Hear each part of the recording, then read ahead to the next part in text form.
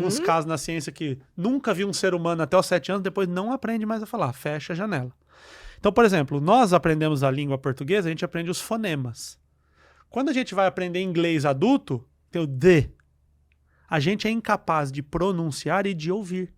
Porque alguém que fala inglês está falando assim, fala D, aí você fala D, aí ele fala não, D, aí você fala D, aí você fala, então, papo de louco, porque eu estou falando a mesma coisa. Então a poda neural, ela vai eliminar os outros neurônios dos outros fonemas. Para quê? Eu só uso esses aqui. Aí quando a gente precisa aprender, o chinês fala flango, e você fala fran, aí ele fala flan. Ele não está ouvindo fran. Exatamente. Então o que o cérebro dele fala? Eu tenho esse fonema e esse, eu vou jogar para um que está mais próximo. E o que isso tem a ver com essa resposta? Uma das conexões que mais são perdidas são as conexões de dopamina. Uma criança, normalmente, uma criança saudável, ela é muito motivada. Você fala assim, vamos ver o cachorro? Ela fala, cachorro, vamos na janela? Nossa, vamos na janela. Ela é muito motivada. A dopamina é esse neurotransmissor da motivação. Quando eu perco essas conexões de dopamina que o cérebro está se rearranjando para se preparar para a adolescência, eu perco essas conexões. E aí, o contrário de motivação é tédio. Aí você fala, vamos ver o cachorro? Eu ver o cachorro. Por quê? Porque biologicamente, aquelas conexões que a motivam, elas estão em uma fase de transição. E como a gente falou no começo, metade disso vai só a natureza sozinha vai resolver. Né? E na casa da vovó, você fala para uma criança, vamos na casa da vovó? Eba. Nossa, sai catando as coisas. Jovem, adolescente, vamos na casa da vovó. De novo, vovó. Né? Então ele fica entediado, é absolutamente normal. Então esse problema de conexão de dopamina diminui, e aí o que vai aumentar essa dopamina? Droga, álcool, comportamento de risco.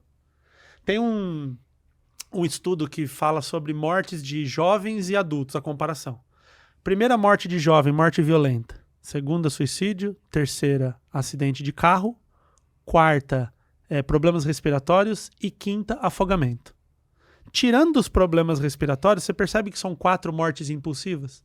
Morte violenta é uma morte impulsiva. Olha, eu acho até que o respiratório também. Porque se ele pega um vape o dia sim, inteiro, talvez causado, isso, é verdade. Hoje em dia... É boa, exatamente. Tudo aí tá Mas você impulsivo, percebe que sim. a morte violenta sai uma briga, dá uma facada. Sim. Se a pessoa parasse para pensar, o acidente de carro, o suicídio, o afogamento. Ninguém afoga na piscina de 1,5 metro. Ninguém afoga. Afoga porque vou pular no meio do mar, não sei das quantas. Quando você passa para a morte adulta, os 10 primeiros são câncer, infarto, não sei o quê, doenças. A 8ª é acidente de carro.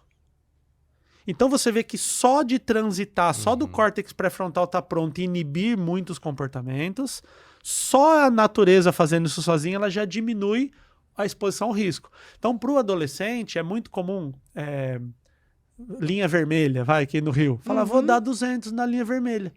Se eu falar assim, vamos entrar num carro agora e dar 200, a gente vai pensar, não, mas pera, tem a multa. Exatamente. Pera, tem um acidente. Exatamente. O convênio cobre. Tem hospital perto. É um pensamento burocrático. Por quê? Esse córtex pré-frontal falando, mano, você tá doido, dá 200. Mas para o adolescente, para o social, ainda mais se ele é validado, aquele que vira a garrafa e todo mundo, demais. Lindo. Pronto, validou um comportamento.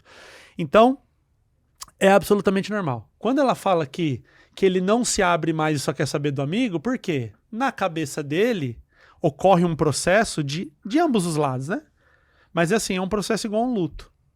Então o pai e a mãe, ela fala assim, cadê aquela criança dócil que existia aqui? Que achava graça de tudo que a gente eu gostava de ir na casa da mamãe, que eu era referência para tudo, que tudo que eu falava era legal. Agora tem um inquilino em casa, barbado, uma mulher menstruando dentro de casa. Quem que colocou esse inquilino? Cadê aquela criança dócil? E o que é o luto? É um sentimento de que eu nunca mais vou ter aquela pessoa que eu amava tanto. E não vai ter mesmo, porque é o passar. Só que assim, diferente do luto convencional da morte, que a pessoa faleceu, existe ali um ser humano complexo transformação. em transformação. E isso não vai mudar. Porque todo mundo fala assim, mas tem 14, já dá. Eu falo assim, eu tô velho, barbado, com a barba branca, a minha mãe me liga ainda perguntando se eu fechei a janela. Aham. Ela, antes de entrar aqui, ela perguntou, você conseguiu ir? Tá Tá tudo bem? Tá no Rio? Chegou? Claro, né, mãe? Ai, ai. Como todas as outras vezes. E ela ainda pergunta. Então, só que o adolescente também tem esse luto. Porque ele fala assim, agora eu tô numa fase que ninguém me entende. Eu descobri que minha mãe e meu pai não são perfeitos. E não sabe tudo. Mas minha mãe chora. Como Uhum. assim? Meu pai tem ansiedade? Meu pai não sabe as respostas? Uhum. E na atualidade, tem ainda o celular. A diferença Dentro da de sala de aula, tecnologia. dentro de sala de aula a gente vê muito isso. Então, se um professor chegasse na sala de aula e falasse assim, capital do Rio Grande do Sul é João Pessoa. Você fala, tá bom. O professor tá falando, tá bom.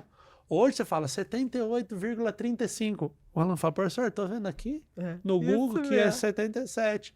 Aí você fala, tá bom, 77. Qual é a fonte? Exato. A fonte é o ONU. Legal, Ok. pô, obrigado por contribuir. Traz ele pra Claro. dentro. Então ele começa socialmente a entender o quê?